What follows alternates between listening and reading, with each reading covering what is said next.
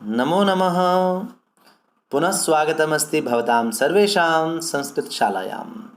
आज हमारा विषय है अव्यय और अव्यय पर आधारित जो वर्कशीट आप तक पहुंची है, आपने उसे किया है, तो आज हम उसके सॉल्यूशन पर चर्चा करेंगे। और अब तक यदि आपने अव्यय पर आधारित वीडियो नहीं देखी है या इस वर्कशीट को नहीं किया है, तो इस वीडियो के डिस्क्रिप्शन में आपको लिंक मिल रहा है, वहाँ से आप पहले वीडियो देखिए और फिर वर्कशीट कीजिए, उसके बाद आप इन उत्तरों को चेक कीजिए।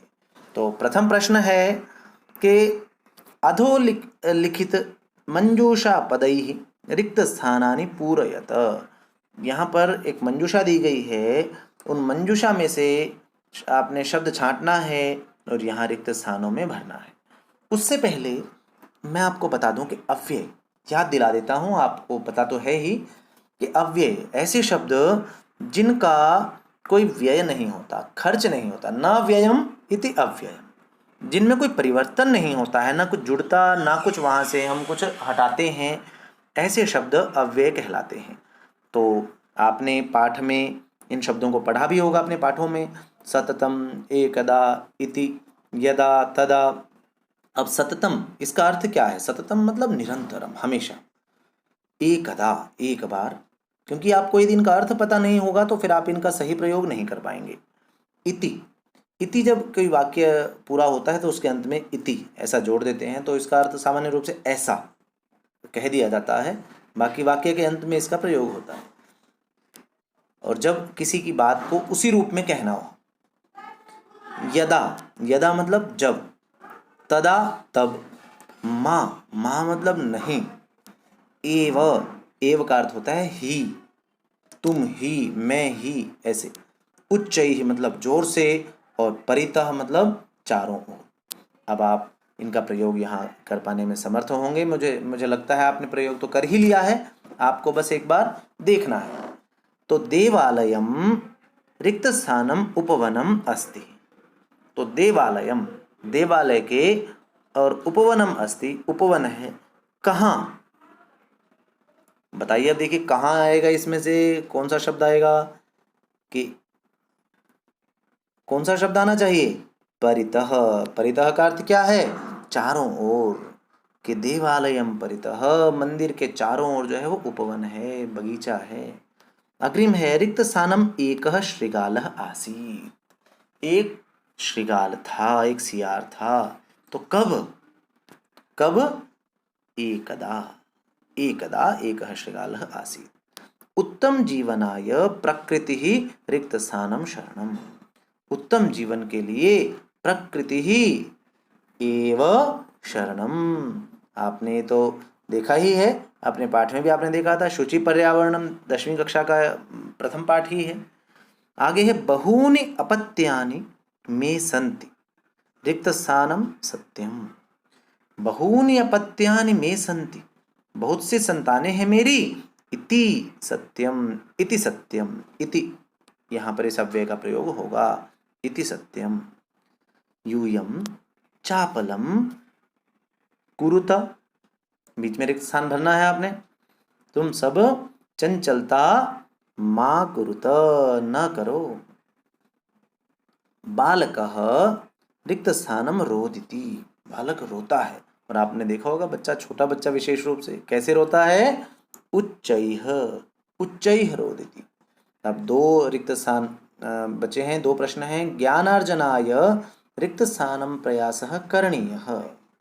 तो ज्ञानार्जनाय सततम प्रयासः करणीयः। सततम, निरंतर प्रयास करने की आवश्यकता होती है यदि आप कुछ सीखना चाहते हैं, ज्ञान अर्जन करना चाहते हैं।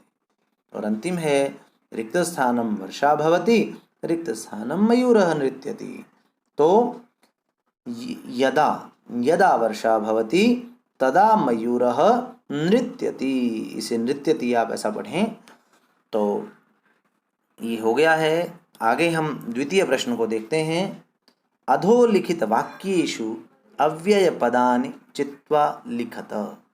यहाँ इन वाक्यों में अव्यय पदों को चुनकर आपने अलग से सामने इनके लिखना। ये वाक्य हैं, इन वाक्यों में जो अव्यय पद है उसे छांटना है आपने। तो मैं समझता हूँ आप उसे बड़े आसानी से छांट पाएंगे, क्योंकि आपको अब अव्यय का पता है, आप वीडियो देख ही चुके हैं।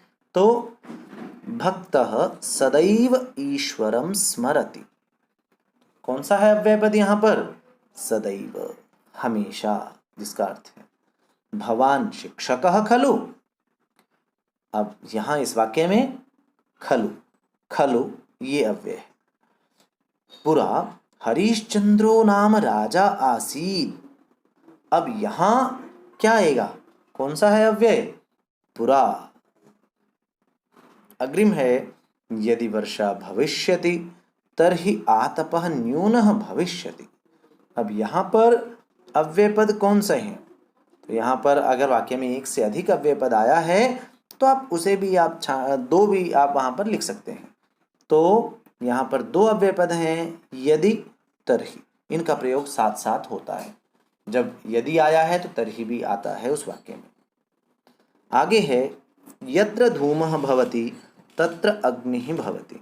यहाँ पर भी दो अव्यय हैं और जिनका साथ साथ प्रयोग होता है। बिल्कुल ठीक समझ रहे हैं आप। यत्र तत्र, ये दोनों। कह एवं भणति, तो यहाँ कौन सा है? तो एवं, भणति का अर्थ होता है बोलता है। तो ऐसा कौन बोलता है? तो एवं यहाँ पर यह अव्यय पद है। फिर है सर्वे छात्राः एकत्र सन्ति, सभी जो छात्र हैं वो एकत्र हैं। तो यहाँ पर क्या है अव्यय पद? एकत्र। और आगे है कदापि क्रोधम मा कुरु, कभी भी क्रोध न करें। तो क्या आएगा यहाँ पर? मा, यहाँ पर यह अव्यय है। और जो अंतिम प्रश्न है हमारा, इसमें देखिए क्या करना है आपको अधोलिखित विपरीत अव्यय पदानि परस्परम मेलयत। यहाँ पर ये विपरीत अव्यय पद हैं, आपको इन्हें मिलाना है, या यूं कह लें कि ये साथ साथ प्रयोग, इनमें से कुछ जो ऐसे हैं जो साथ साथ भी प्रयोग होते हैं और कुछ पूर्णतया विपरीत भी हैं। जैसे अब अत्र, अत्र मतलब यहाँ, तो इसका विपरीत क्या है? तत्र, तत्र मतलब वहाँ। ऐसे अब यथा, ये साथ में प्रयोग होते हैं, यथा तथा। ऐसे यावत तावत, यदि तर्हि, और यदा, यदा के साथ में तदा। तो इस प्रकार ये परस्पर गुच्छ में भी या परस्पर साथ में ये प्रयोग होते हैं अव्यय। और अत्र तत्र जो है वह विपरीत अव्यय भी हैं। तो मैं समझता हूँ कि आपने अब अव्यय का पर्याप्त अभ्यास भी कर लिया है, अपने उत्तरों को मिला लिया होगा। तो इसी प्रकार से बच्चों सीखते रहिए, अपने ज्ञान अर्जन का आनंद लेते रहिए। मिलते हैं आपके लिए उपयोगी अगली वीडियो के साथ। धन्यवाद।